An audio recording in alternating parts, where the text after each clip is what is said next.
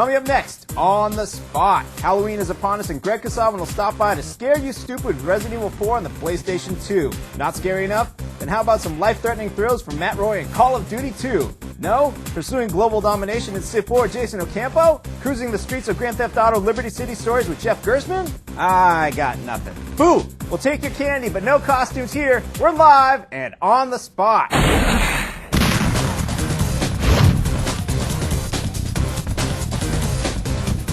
Hello, everyone, and welcome to On the Spot. I'm your host, Rich Gallup. Joining me, as always, Jeff Gerstmann. Well, not as always, regularly, Jeff Gerstmann. On occasion, I stop by. Hi. How's it going? It's going well. You're looking a little svelte in that that video there. Oh, you like that? Yeah. I've been working out. Oh, nice. Nice. I have to say right now, guess what? We have a brand new page.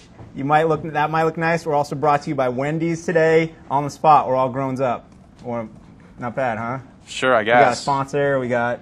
I guess obviously basic members already knew that we're sponsored by Wendy's. It's all kind of all over. Other people didn't know. Now everyone knows. Yeah. Cool. The world knows. Everyone knows. Great. On the Spot. Everywhere. Ryan McDonald, Matt Roy, what are you guys doing over there? We got all kinds of games over here, man. Oh yeah, what are you going to be playing later We got today? some Call of Duty 2, isn't that right? Call of Duty 2. Great. He's got a level Cool. loaded up for us called Rangers Lead the Way. Nice. We'll be getting to that in a little bit. As always, GameSpot Complete members, we're taking your questions all the time in our brand new page right below us. It's a nice little square. So it actually is directly below. It is now directly below us. It's straight down there. Check it out. Give us your name, where you're from, where your questions are all about, and we'll read it here on the show. And we want your questions on Grand Theft Auto Liberty City Stories. Sure. Call of Duty 2. Yeah. Civilization 4. Resident Evil 4. And, all kinds of other stuff. Yeah, whatever. Just, how are we doing? Here's the answer to that one, though. Exactly. Pretty good. We're doing pretty good. Pretty good. We got some new updates that have recently been added to the show since we made all the promotion for it today. Earlier we said we're giving away 3 copies of Resident Evil 4. Right, that's great. We're giving away 4 copies of Resident Evil 4 at the end. And 3 copies of Call of Duty 2 for the PC. Now you're... No, it's true. Don't lie to people, man. It is so true. And... the best part is there's something amazing going up on the site tomorrow. Amazing, highly anticipated, amazing bananas. Bananas? I'm teasing it right now. I like bananas. I'm teasing it right now. I like bananas a lot. Yeah, and we'll show you a clip at the end of the show. Calcium's important. It is. Yeah. I had some of my Frosted Flakes this morning. Good. Yeah. Good work. Nice. That's why you have that bright smile. Everything's going great. Will hear that. Yeah. Will give us the hookup or something. Yeah. Maybe. We'll see. But right now... earlier this week, we sent a strike team up to Canada to check out a great game coming up for Nintendo called Super Mario Strikers. It's Mario playing soccer. Soccer. He has to play every sport. He is like, Bo Jackson is a sucker at this point. Deion Sanders, nothing. Mario. He's amazing. And he's doing it all in like those hard wooden leather-looking shoes. Exactly. Yeah, he's a hard. maniac. Yeah. And his hat never falls off or anything. Nothing. It's crazy. And we have a whole bunch of gameplay movies. We have some preview coverage, and we have a really nice interview for it on the site. And we're about to show you a clip of it, and when we come back, we're going to play some Liberty City Stories and Call of Duty 2. So here it is, Super Mario Strikers. Check it out.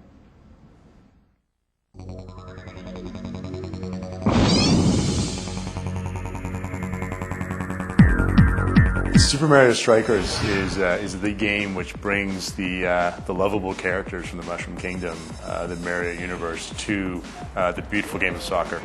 And in a way that's very fast, action-packed, a little violent, a little physical at times, and in a way that shows a different side to the Mario characters that we're all used to. A side that's a little more intense, a little more emotional, and something new for the fans of the series. We took a lot of things when Nintendo approached us. They were looking for a different take on Mario sports for the first time, and we wanted to work in a lot of sort of Western world elements of sports, the Premiership in Britain, National Football League, NHL in North America, and kind of legitimize the sport within the Mushroom Kingdoms. The things that Super Mario Strikers has in common with soccer is the ball, the field, and some goalies, and I'd say some underlying philosophy. It's 4-a-side plus a goalie. The field is obviously not as big as a soccer field, but we wanted to make sure that it wasn't too small that it became a ping pong match, so we really made sure there was a midfield area where the teams battle for the ball, And you have to play soccer to play this game, and the environment in the field is a very important aspect of making sure the integrity of soccer was kept intact. We really wanted to take all the highlight reel elements from the game of soccer and sort of beef it up a bit with things you'd never expect to see on a soccer field, such as shells, bombs, Bowser attacks, electrical force fields. We eliminated a lot of the stuff from soccer that slows down the sport to a certain extent. We really paid attention to not making the game of soccer disappear altogether. Keeping the core of soccer was really important, and anytime we added a feature, we thought very carefully about if it was going to stop people from playing soccer, if it was going to take the attention away from the soccer ball, from scoring goals. And so even the features that we've added in, including power-ups and items and some crazier over-the-top features, don't take away from soccer. It's all the best things you love about soccer and a lot of stuff you just never expect to see on a soccer pitch. All right, and we're back. That was a look at the strikers. If you want to see the rest of the interview, you can go ahead and check the game space. But right now we've got Matt Rory, the Matt Rory of the Rory Roundup. Rory Roundup. And you got some Call of Duty too, isn't that We right? do. Came out earlier this week, so we're going to show you a level from the U.S. part of the campaign. It's called Rangers Lead the Way. Rangers, and as you can see by the date, it is December 7th, 1944. And as we were discussing before we came on, that is when it was really going down. Yeah, it's a few months after D-Day, and America stormed across Europe, so now we're in Germany, and we're trying to take this Hill 400, which is something that the Germans don't want to give up. Now, Rangers Lead the Way, obviously, it looks like you guys are charged, and one of the things I saw when you were playing earlier is the amount of people that it sticks on the battlefield is incredible. Yeah, here we go. They do put a huge number of people on here. It's not quite as many as you're going to see in some other games, but you can often have like a couple dozen people. Of course, not a lot of these are just kind of like stage actors. They'll be dead pretty soon. Like they're going to run up right to those machine guns, and they're not going to have too much look of it. I gotcha. Not to have too much luck. Now you're working on the game guide right now, right? I am right now. How far along is this into the game? This is pretty far. The U.S. It's weird because you can actually unlock campaigns before you're done with the first one, but the one before it. So the U.S. one comes last, but this is not the very end of the game. So we're not giving too much away. I gotcha. We're just trying to lay down some smoke here in front of these machine guns. The new big thing about the game is smoke grenades, where you can actually work now. In most games, you throw down smoke and they'll just shoot you right through it. But here, if you sit in the middle of smoke, you can actually evade some fire. And now we're up at the machine guns, so now we're going to try and get behind and take them out. You've just got no fear. Yeah, you got to. Another good thing about having no fear is that you cannot really die. You don't have a health meter anymore. You only have you Yeah, like the red flashing, right? Yeah, red flashing. If you take too much damage in too small a time, you will die. But so long as you get to cover and you kind of kneel down or something. You you avoid grenades. That's the big thing. The Germans are real good with their grenades. They will often throw them right at you. Now, were you a fan of the original game? Yeah, I love the first game. Well, now, I was a big fan of it, too. For somebody that was a fan of the first game, what does this one bring to the table? Is it just graphics? Or? It is. The gameplay changes. The two big things are smoke grenades and the new health meter, which does change things a lot, but mostly it is just a lot better looking. And that was the end of you. I got punked. But we're going to... The cool thing about it is that you have checkpoints every couple minutes of gameplay, so instead of having to go through that whole machine gun thing again, there aren't any quick saves or actual saves. You only have checkpoints, and some people really hate that, but that's the way it is here, so it hasn't been too bad, but there are some times where you're going to hit a difficult spot and you have to go through it all over again in your checkpoint mode. So what's going to happen when you actually do get into this little bunker room? Well, the objective on this hill is to take out 3 of these bunkers around the map. So what I got to do is get in here and kill these guys without dying, of course. And then I'm going to be sent out to this other... I'm going to be sent out into this other... find out these other bunkers and try to take them out as well. Gotcha. It's just a matter of trying to kill these guys.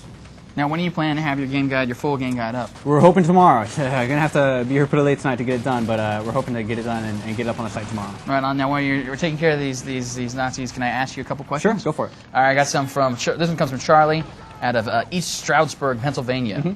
Did Infinity Ward create a new engine or use a new engine, or is this still on the engine of the original? This is a new one, right? I believe it's a new one. It's proprietary. I don't think it's Unreal or anything like that. I think they made it from scratch for this game.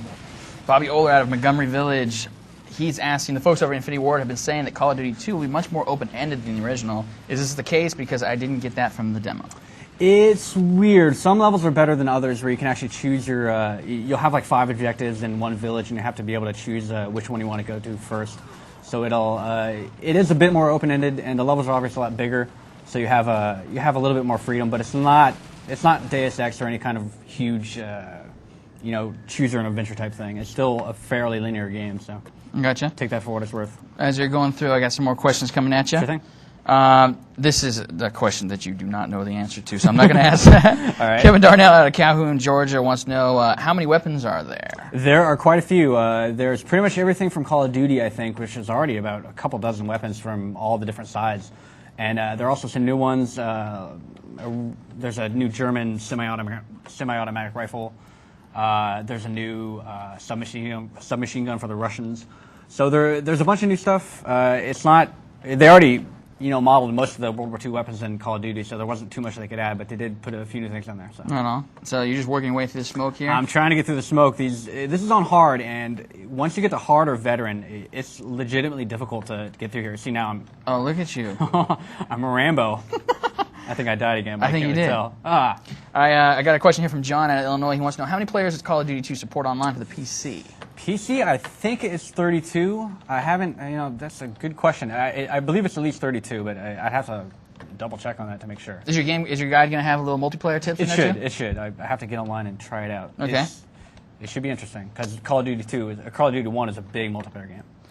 Dave Palmer out of Brampton, Ontario wants to know, are there any Hollywood actors supplying their voices for Call of Duty 2 on the PC? I didn't hear any when I was playing through. There's not a huge amount of voice work in the game. I mean, there's a lot of, shouts and yells and stuff. And the first one, of course, had Jason Statham, I think, was in there. But I don't think there's any huge, big A-list name actors in this one. Not that I've heard anyway. Oh, this is actually a really good question. Mouse out of the UK wants to know, is the lack of the hit point gauge in Call of Duty 2, is that in the multiplayer as well? I believe it is. I haven't had a huge chance to try the multiplayer, but I think it is. So it's going to be interesting to see how that works. He was talking about how that might possibly be unbalanced and all that kind of stuff, but really, if everybody's got the same thing, it's actually kind of like just a hidden value back there, right? You just gotta kill them quick and don't let them get to cover. Right on. Well, thank you so much, Matt. All right. I think we're going to kick it over here back to Rich and Jeff. What do you guys got going on over there? Oh, we got all kinds of stuff. We'd like to thank Ryan and the Matt Rory. The Matt Rory, thanks for coming by. Matt Rory. I can't see over there. I didn't realize it was the Matt Rory. It is the Matt Rory playing Call of Duty 2. Look for his guide tomorrow, and you can read Bob Coleco's full review of Call of Duty. It's on the site now, right? Yeah, it is up immediately. And we'll be giving away copies of the game later. It's crazy. It's crazy. Yeah. And speaking of crazy, let's play some Grand Theft Auto Liberty City Stories. Sure. All right. Yeah, let's do that. Let's give that a shot. We're gonna play it's on the PSP. Yeah. It kind of just appeared, I would say. It seemed to not much, normally Grand Theft Auto games, it seems to take forever to get here. Yeah. Liberty City Stories, bam, it's here. Yeah. Well, you know how these games are. They just kind of announce them, and then they just kind of show up kind of around October, basically. So, yeah, this one is Liberty City Stories, meaning, you go back to Liberty City, which was the setting for GTA 3. Right. Like the very first 3D entry in the series. And you played the nameless guy who... back in GTA 3, yeah. Here you play as a mobster named Tony Cipriani, and you work for the Leone family. So the game immediately just drags you deep down into all this mafia stuff, and you're just kind of immediately getting into all kinds of mafia-like shenanigans. There's the other families, the Forelli family, stuff like that are warring, and they want to take you guys out, and it's up to you to kind of go on a whole bunch of missions that are mostly destined to kill a whole lot of enemy mobsters. That sounds kind of familiar, but fun at the same time. Yeah. And now you say it takes place in Liberty City as Grand Theft Auto 3. Does it take Right. place before, after? It takes place in 1998. Okay, so that's kind of before by a year or two, I think? Or Oh, I my timeline's a little rusty. I want to say that GTA 3 took place in 96. I don't But know. I don't have know. no idea.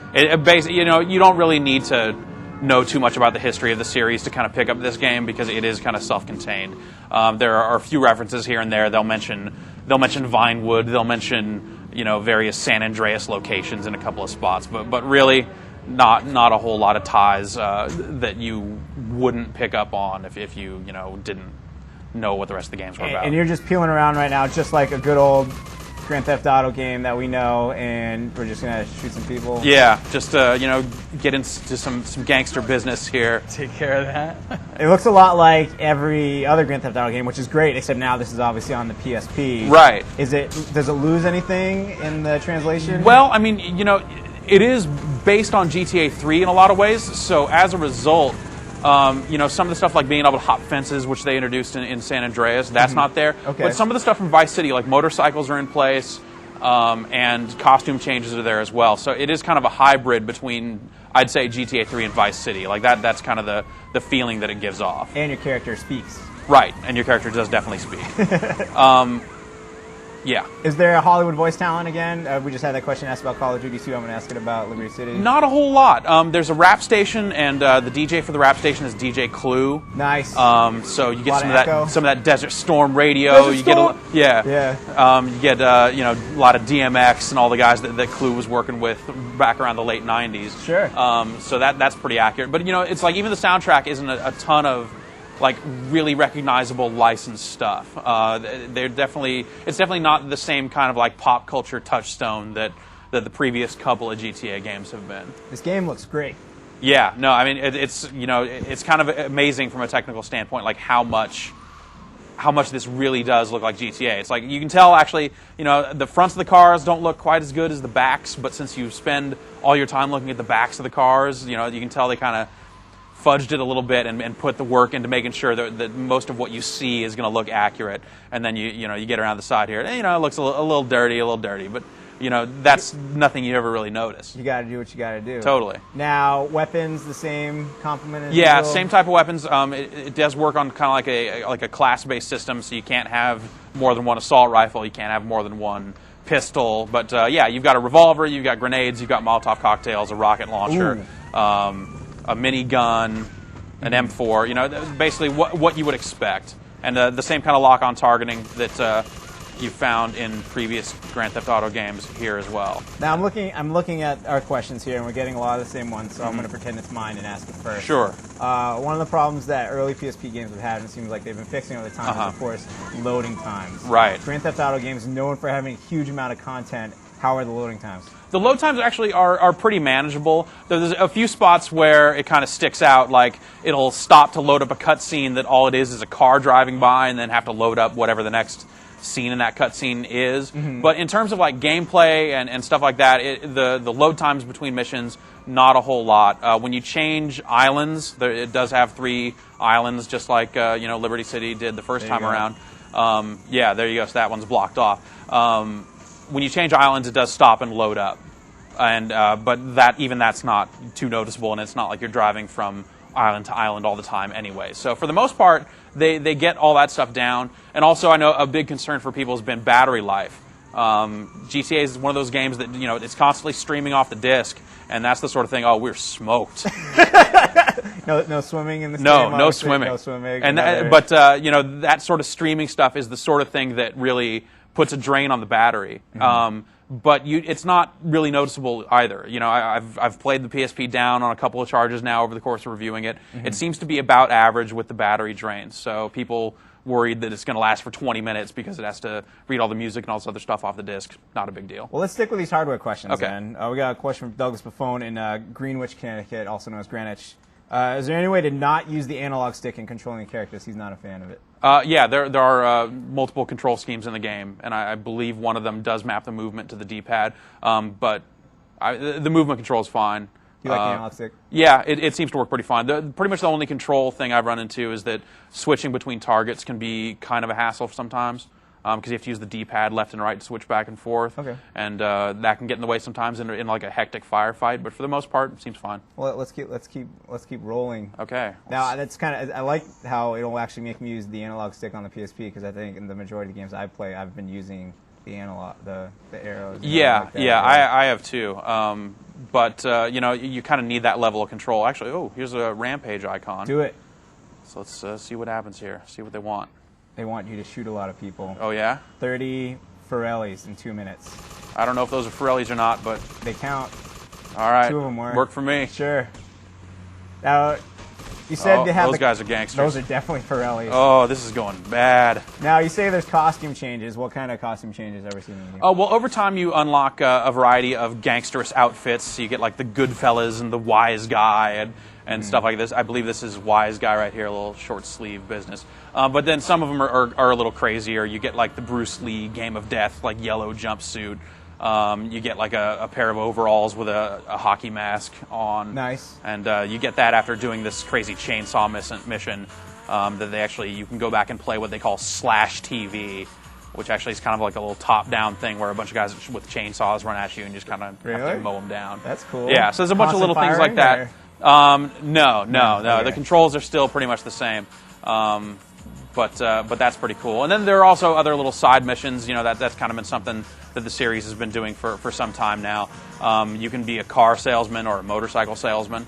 Cool. And how that works is like you'll choose which one to get on, and each customer will have kind of like different requests for what they want a vehicle to do. So if you get in a fast car, for you to sell it to them, you'll have to drive really quickly and show them that it can go fast, or show them that it can go off-road or whatever. And so you have to fill up a meter by driving how they want you to drive to get them to buy the vehicle. Clever. Now another big part, I see head radio getting called up. Yeah. With every Grand Theft Auto game. Tons of radio stations, tons of music. Yeah. Do we trade in with the PSP? Does this mean fewer radio stations, fewer songs? There are fewer songs, Okay. definitely. Each radio station seems like it is quite a bit shorter, but there are a lot of stations here. You have the Liberty Jam, which is the rap station, Flashback. This is kind of your electronic station there. World Music on Radio Del Mundo. Nice. Lips 106, Rise FM there. K-Jaw, your reggae station. So what's your favorite song that's in the game? It's like some of the rap stuff's pretty good. It's like really accurate as far as like East Coast hip hop goes.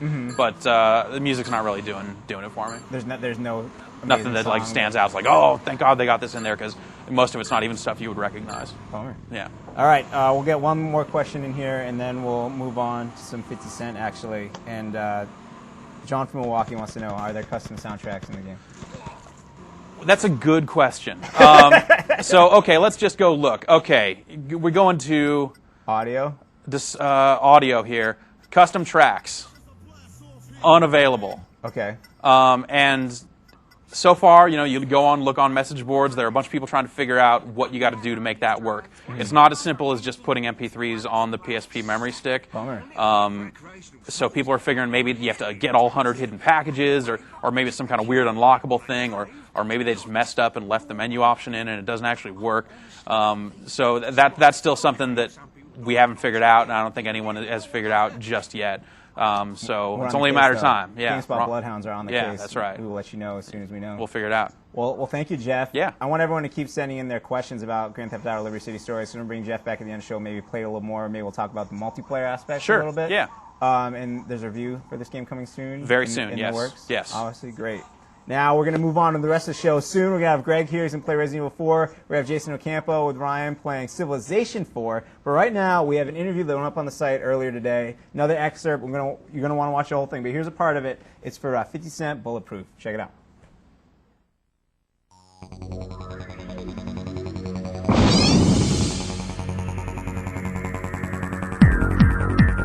The way the game kicks off is we do a little bit of a time jump. It starts off with 50 getting shot, and 9 times.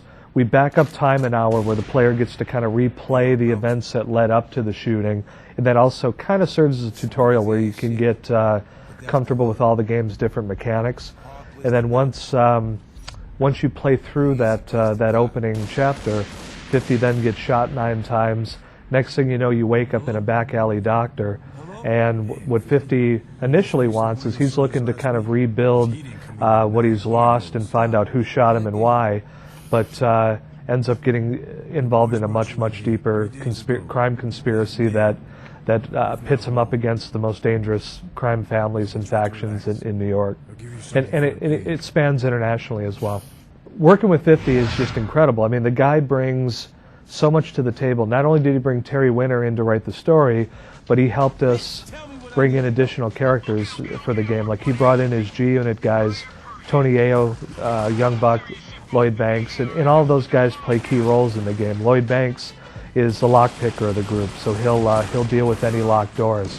Tony Ayo deals with explosives, so if there's something between you and progress, he can blow open doors and do things with explosives. Young Buck is a weapons specialist, so he'll dual wield.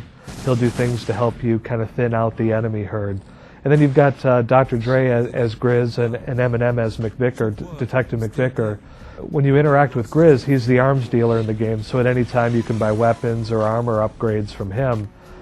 Detective McVicker, Eminem's character, he's kind of the shady figure, no pun intended, but he kind of gives you things to do that are kind of questionable integrity.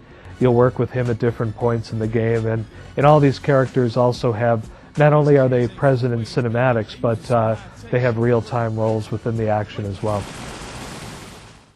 From scratch, and so they got rid of a lot of concepts. Oh, look at that, we're back. Oh, yeah. Look at that. Isn't that awesome? So yeah, here we are. That was the 50-cent Bulletproof. Now I'm standing by with my good friend Jason O'Campbell. How you doing, Jason? I'm good, man. And you've got a little Civilization 4, and we were just actually talking about it during the break.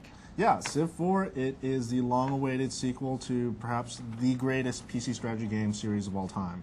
And this is the game that it takes a pretty big leap for the series. It's the first one that goes full 3D, but more importantly, it rewrites a lot of the underlying rules of Civ, rules that had stayed the same since the first Civilization came out 15 years ago. So in many ways, this is a much more streamlined, much faster, much better played game. Gets rid of all the things that you might have bugged you about Civ in previous versions. I gotcha. Now let's back up a sec for Yeah. the folks at home that might not be fans of the Civ series. What is the game all about? It's a real-time strategy game, but what does it have? It's a turn-based strategy game where you basically have to guide a civilization from the Stone Age to the Space Age, and you start in the darkest 4,000 years BC with a single little tribe. And you have to grow that into a great civilization. So you create cities, you link them up by roads, you farm the land, and you start researching technologies that let you build new stuff, like new buildings, new structures, and new military units. And then as you expand, you meet up with your neighbors, which is over here, and you start interacting with them. You can do it peacefully, or you can do it militarily. You can attack them, they can attack you, and it's this constant race to get the next big technology so you can get the new unit so you can wipe these guys off the map. They're trying to do the same to you. So, it's very much in a very addictive race that you go from the beginning to the end, and you don't want to stop. And does it start basically with just a guy and a rock and a stick, and does it go all the way to us going to space and all that, or? Yeah, pretty much. It's one of the cool things is the scope of the game does cover all of human history as we know it. So you do start in the Stone Age with, you haven't even invented the wheel yet. Oh, wow. And by the end of the game, you've got stuff like stealth bombers and M1 tanks, and you're building, one of the ways you can win the game is you build a spaceship that travels to another star. I And if you're the first civilization to do that, you win. So that's one of the victory conditions. So in between, you have everything else. So a lot of times, if you have a big technological lead, you can send in tanks or knights up against more primitive units, and Civ 4 rewrites the combat rules, so odds are you'll win a lot of those battles, but they still kind of keep it kind of balanced for gameplay. I gotcha. Let's take a look at some action here. Yeah. What's happening? And is this land? Is this I see it says Chicago and Atlanta and I mean, are these Philadelphia? Is this it doesn't look like our current landscape or? No, the game randomly generates a map. You can give it, different. Do you want islands? Do you want continents? That kind of thing. And then, every game is different. That's one of the great things about Civ. That's what makes it very replayable. I'm playing as American, so all my cities tend to have American names. Except this is an interesting one. This is Angle, which I believe was originally it was another civilization, and I conquered it, so it's my city now. But yeah, so you have New York, and obviously it's not New York as we know it, but it's still a pretty big city. It's one of my first cities, and you can see I've built it up. One of the nice things, you look in this game, you can zoom down, you see all the improvements you built and stuff. But what are those two big dudes?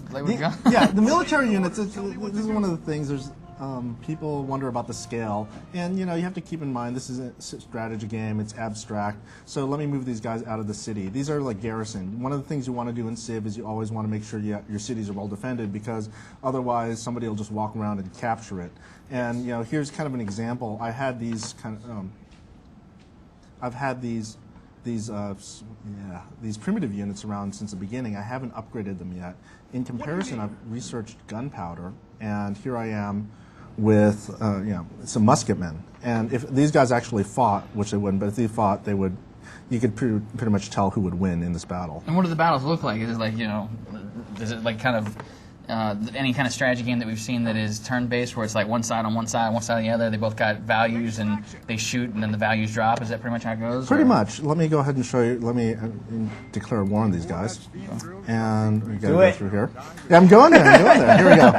So these are musketmen. Do I have to declare war? Oh no! I see. The thing is, I'm at peace with them, so I will have to do. One of the things I'd have to do is go into here, and who was that? I think it was these guys. What's the screen we're looking at here? This is the Foreign Advisor screen. So you go in here, and you can go ahead and let's see if you want to trade with different civilizations, or if you want to make demands of them, or if you want, any kind of thing diplomatically you can do. So I want to make a deal and say, hey, I'll give you technology, I'll give you philosophy if you give me, say, gold or anything else. And depending on, you can see one of the nice things is the reaction of this guy. So he's kind of thinking it over. He's thinking he's thinking this guy's trying to rip me off. Yeah, and then you can ask him like, hey, what will it make, what will it take to make it work? And he'll go, okay, we'll do it with this. And so I'll say yes. And he's still kind of contemplative, but some of the world leaders are fun, like Catherine the Great kind of flirts with you, and when she doesn't get her way, she looks really pouty and such. Now, is it just the text, or do they actually have voice actors for those? It's just the text, although there is some voice in the game, like all the little civs speak in their languages. One of the interesting things, even the dead civs, dead languages, they kind of had to make up something for them. The main voice really is actually the narrator, who is Leonard Nimoy, which is one of the cool aspects of this civ, because yeah, it's cool. Every time you research a new technology, you hear Mr. Spock. That is awesome. Me and Spock are down. Yeah. I got a question from Daniel Cooper out of New York, New York. He wants to know, how long does the average Civ 4 game take? And I guess it totally depends, all right? It really depends on many things. I mean, there are three different speed settings in the game, so you can start with quick, normal, and epic, depending.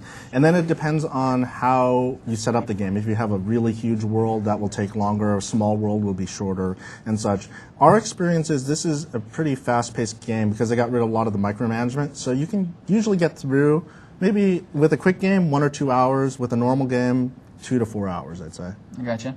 I've got another 2 to 4 hours. That's pretty good, right? But you play game after game. It adds up real fast. Wow. Eddie Willman out of Ronneby, Sweden wants to know, is there much waiting for the other players in Civ 4 multiplayer?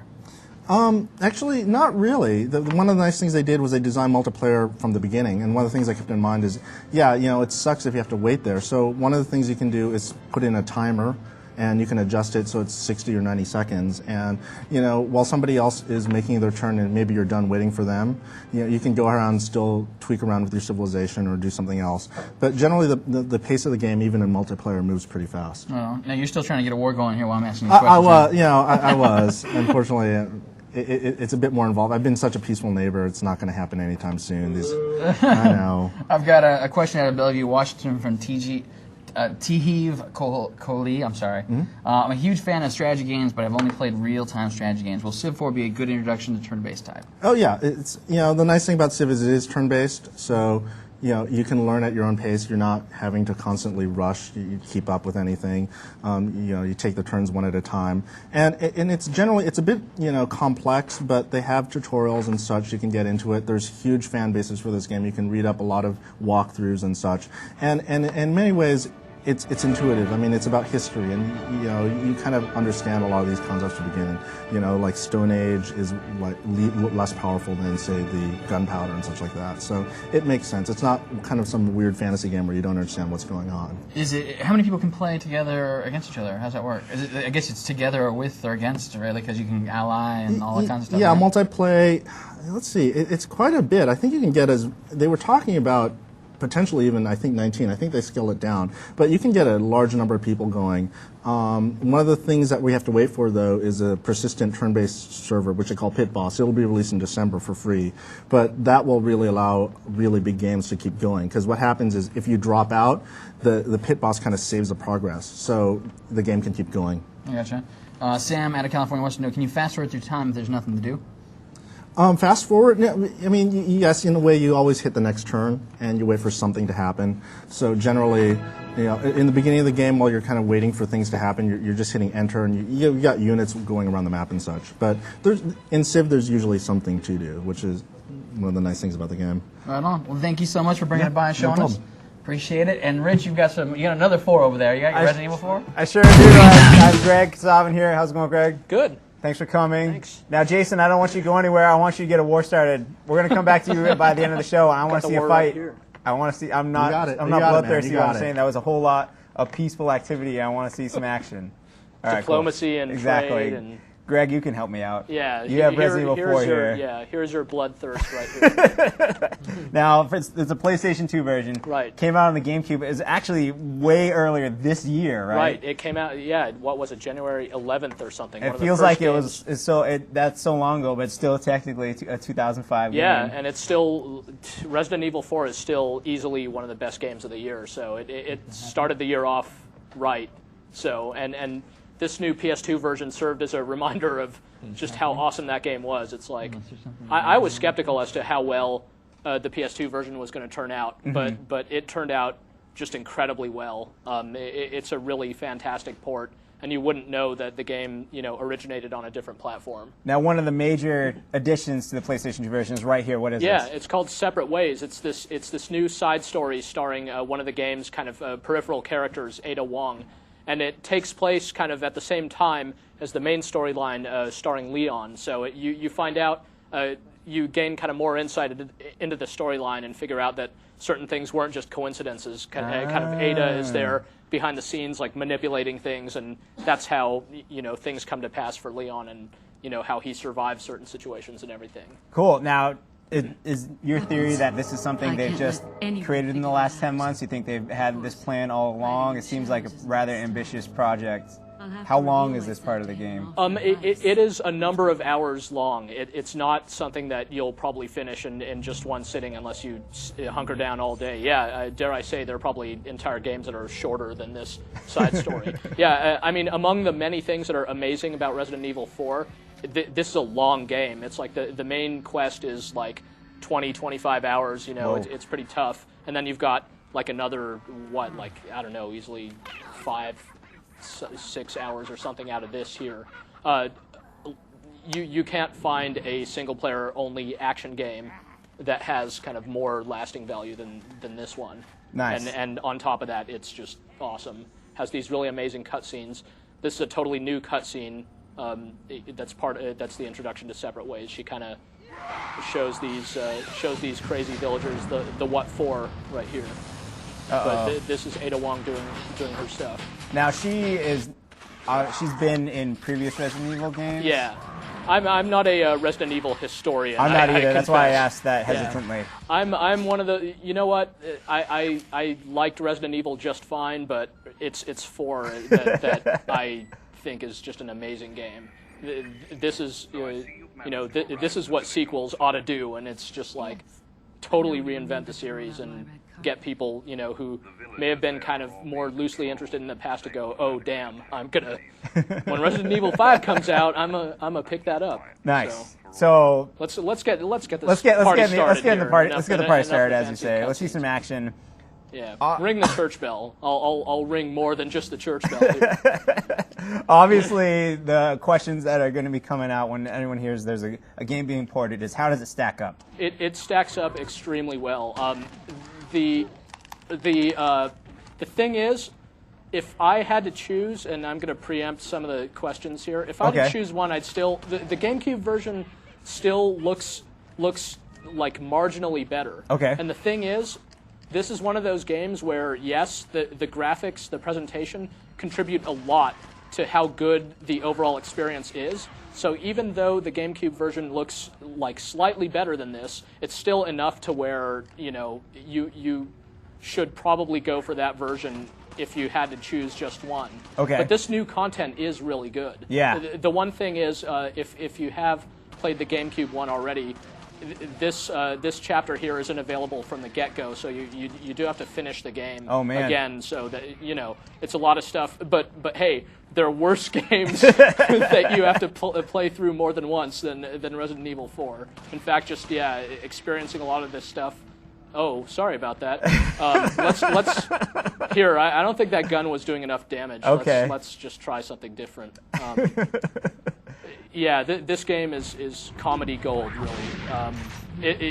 Not for the faint of heart. That's really the only kind of caveat with Resident Evil 4. I think it's not really the game to get your grandma for Christmas. I think the first time we showed the GameCube version on the show, we actually played Mario Party right before it.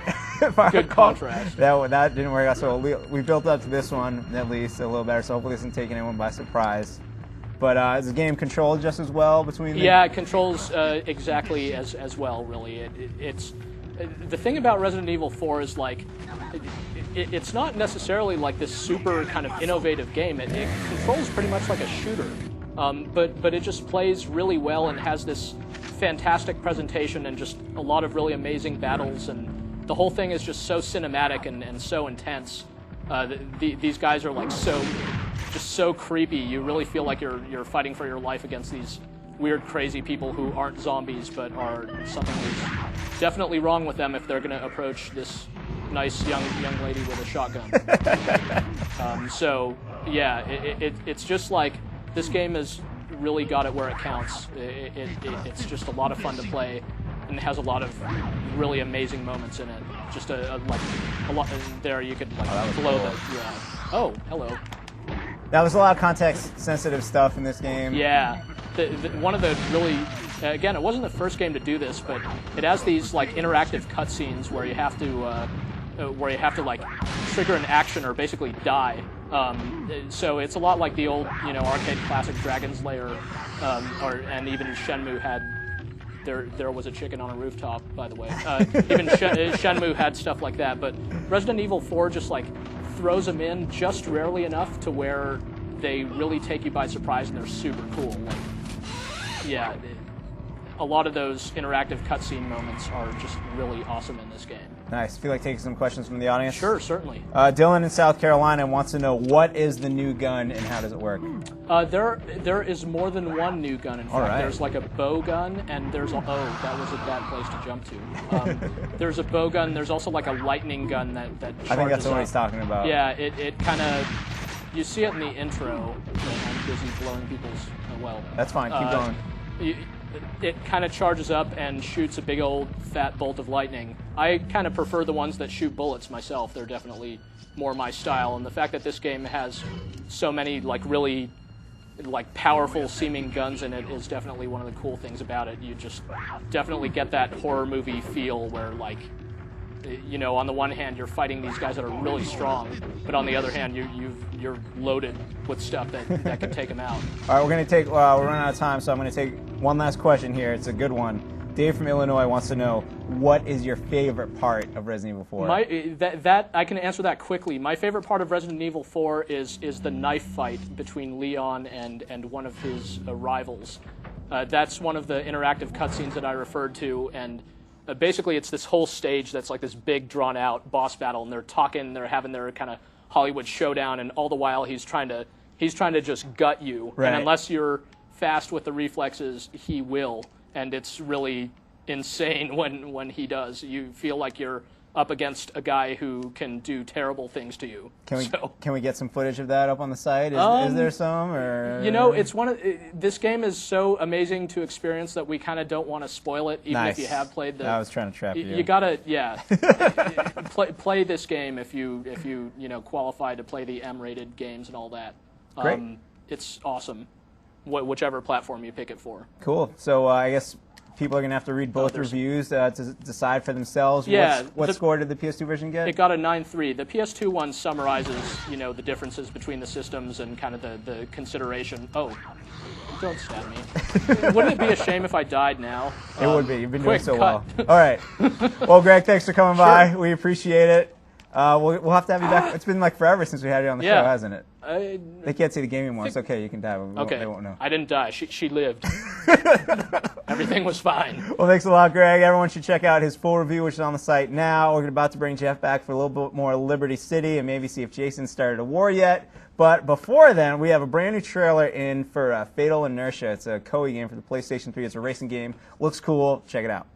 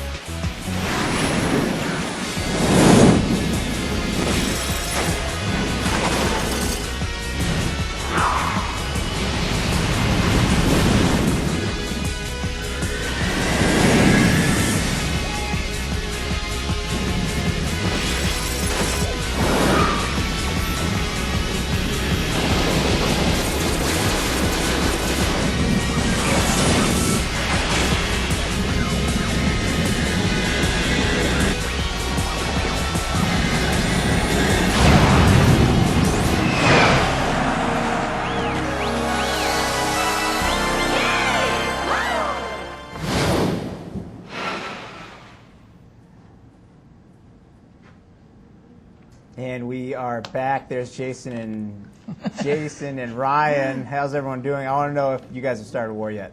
Yes, we have actually. And let me see it. Let's see I've it. been I wanna waiting see it just right for now. here. See the business. All right, Do it. I got some cavalry and I got some modern day infantry. Well, kind of World War I infantry.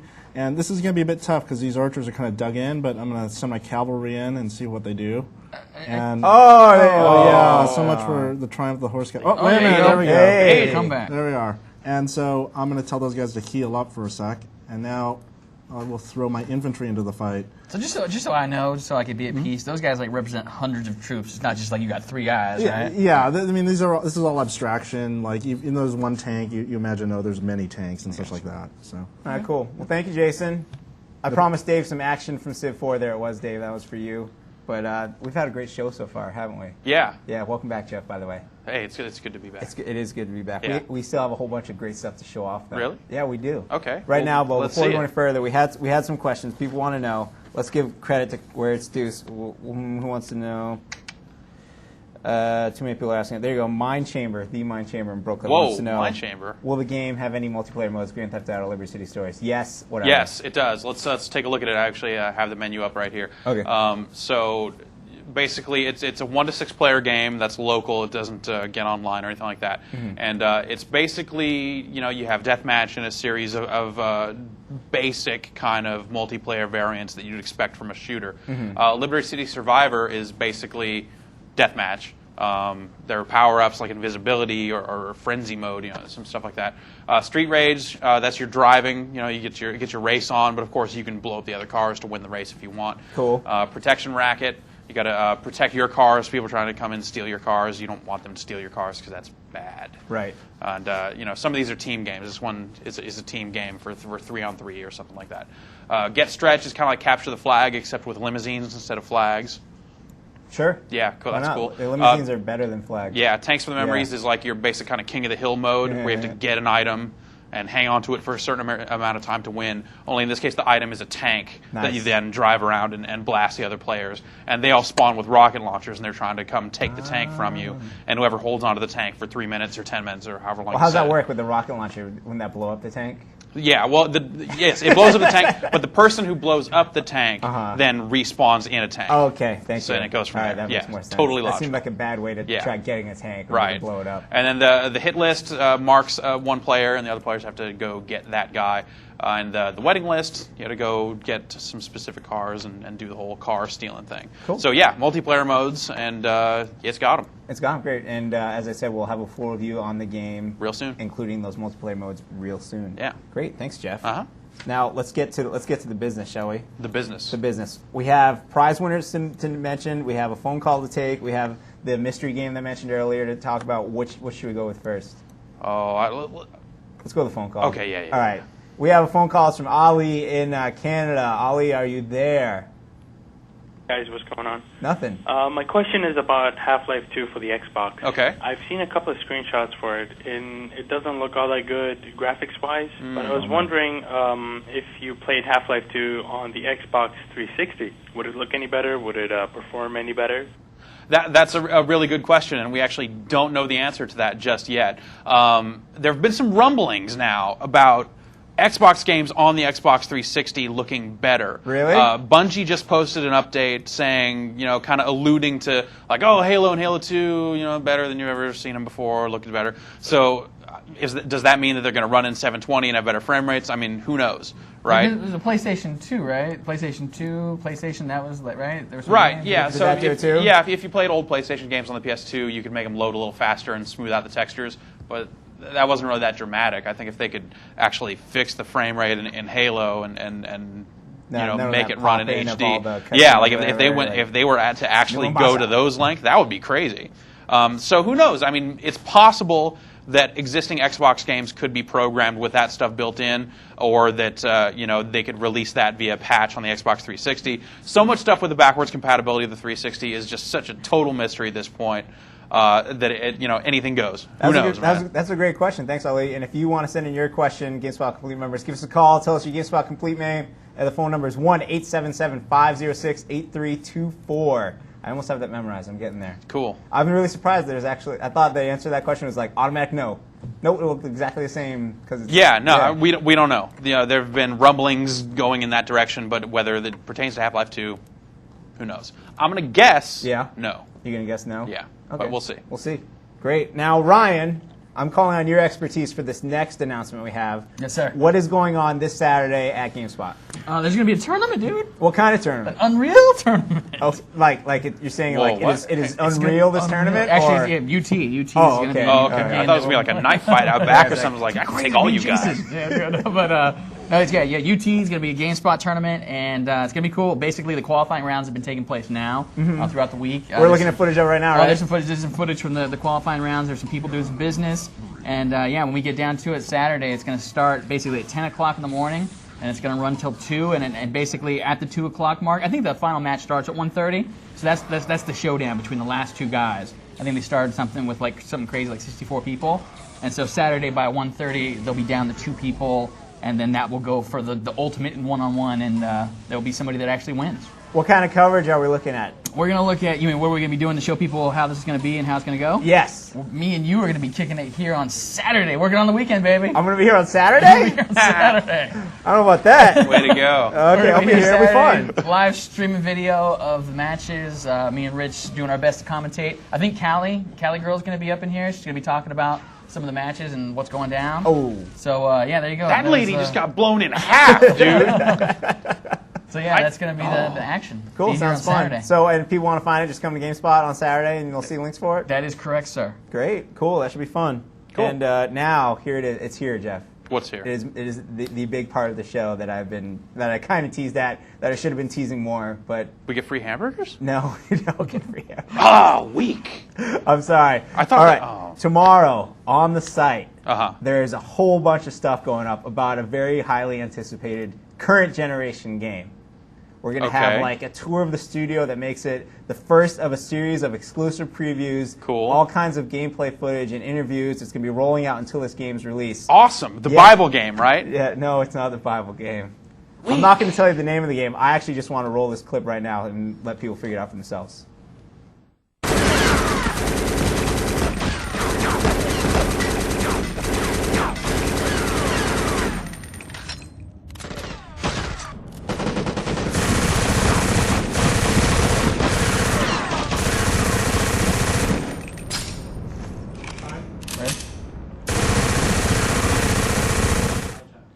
That's not the Bible game. No, it's definitely not the Bible game. That game is black. You damn right it is. There's all kinds of guns and stuff going off, man. That is dark business. No, the name of the game is Black. It is Criterion Studios Black. So if you come back tomorrow, there will be a ton of gameplay footage, a interview, a tour of Criterion, in-depth preview, and it's just the first of many. I played that game a few months back. It was awesome. So I can't wait to hear more about it. I was just rolling that clip over and over before the show started. They're like, Rich, you can show a very small snippet. And I was like, I was going through all the footage, like, what parts can I show? Which parts should I show? And there's a lot more that looks just like that, and you will see, and better in different ways, and you'll see it tomorrow right here on GameSpot. Guns! All kinds of guns. Yeah. Tons of guns. All the guns in the world. They got. Yeah. Gangstar. Anyways. Let's give away some loot, shall we? Yeah, all right. Or actually, before we give away, we got to mention the prize winners from last week. People that already won loot. Exactly. All right. The fine people from Red Octane were here. Yeah. And they brought, when they're giving away 3 packages of Guitar Hero. Yes. The game with the guitar and a really sweet Logitech surround sound system that Logitech hooked them up with. And then they gave to us, and then we gave it to them. It was like a cycle of hookups. Exactly. So we'd like to thank both people at Red Octane and the people from Logitech for hooking up all these people. Yeah, because I mean, it's a guitar rock. You need it loud. That's what they said. You need this. I've been playing it. You need it loud. You can't play it on a regular TV speaker. You need this. You need it loud. So the question was posed by John Tam, producer of the game. He wants to know what is the only Gibson guitar with a whammy bar. We got a ton of answers, and I believe, like, historically, there might be old Gibson guitars or obscure ones that have the whammy bar, but I think we're looking for like the current. Yeah, this is the answer he gave me. So if you answered something different and you think that's your answer, you track down John Tam. But this is the answer he gave me. I'm standing by his word. All right. All right, and the answer he gave me was, he said something along these lines, very permutations of this phrase. Yes. Gibson signature Angus Young SG. Okay. So Angus Young. Angus Young, yes. AC/DC, AC/DC, exactly. Yeah, All right. his signature guitar with a whammy ball. With a whammy ball, exactly. Yeah. And the 3 people who got it right first were Aaron Pugh of Salt Lake City, Utah, Josh Adkins of McLeansville, North Carolina, and Claudio Camara, of Gilbert, Arizona. Congratulations. Gilbert! The game isn't out yet, but when it is out, we will get it and the Logitech packages to you, because we have your mailing address and everything. Yeah, game's out on the 8th. On the 8th. So it's out soon. Yeah. 8th of November. Yeah. Right. Okay. We also gave away, we had 100 demos of Shadow of the Colossus, and you had the genius idea of what? Giving people a handful of them so they can pass them out to their friends and be, heroes locally. And we have 20 heroes here. 20 heroes. All right, your mission, should you choose to accept it, is to pass out demos to the people that you're down with so that they'll think you're cool. That's a good mission. So that we don't have to mail out. The question was how many Colossi are in Shadow of the Colossus. The answer is 16? 16. All right. I'm going to just burn through these. All right, if you hear your name called, you have won yourself 5 demos of Shadow of the Colossus, and you must accept Jeff's mission. That's right. If your name is Matthew Field of Atlanta, Georgia, Braden Schraub of Long Beach, California, Kevin Darnell of Calhoun, Georgia, Scott Adair of Calgary, Alberta, Robert Kluver of Sacramento, California, Pedro Curry of Coral Springs, Florida, Eric Simmons of Newark, Delaware, Seth Coloway Carver of Olympia, Washington, Chase G of Encinitas, California, Uchendu Nwachukwu. That's not even words anymore.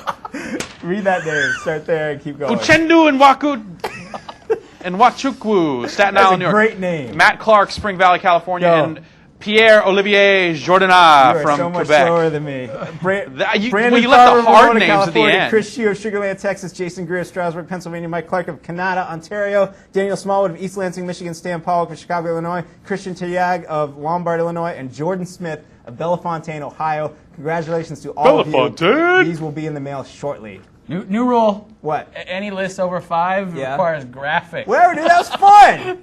I could have given you some. You would have read them. Yeah. Ryan felt left out. Yeah. That's the new rule. We've got to include Ryan more. Ryan, I'm going to include you right now. I want you to give away 3 copies of Call of Duty 2, if you would, please, sir. Okay. Go. All right.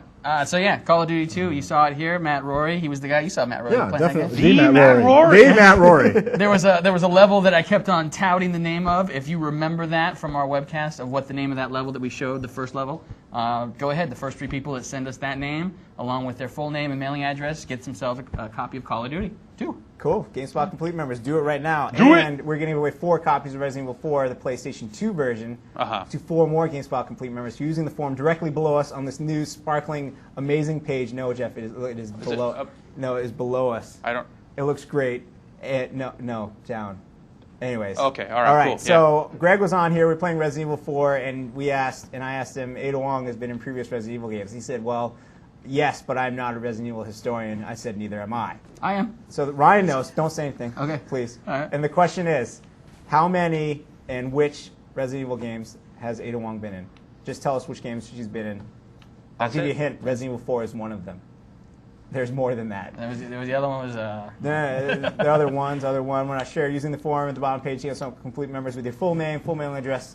First 4 people get it right, won themselves Resident Evil 4. Cool. I think I might know that one, but I don't know. Resident Evil storyline is such a blur at this point. It's like zombies and Umbrella and more zombies and that girl from the Fifth Element that was in it, and then they're not zombies. Yeah. And she's wearing just like the paper at the end of the movie. Really? Yeah. Haven't seen it. Sorry. I just saw that Jeff, part. That's the only part you want to see. Thanks for coming by. Stay tuned for Jeff's review of Grand Theft Auto Liberty City Stories. Ryan, great show today. You too, man. Thanks. I'd like to thank Jason for coming by. Good work, Jason. I'd like to thank Matt Roy for coming by, the Matt Roy. And I'd like to thank Greg Kasavin for coming by.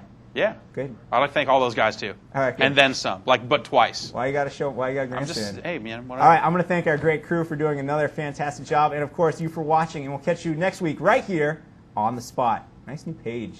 Ooh. Robot.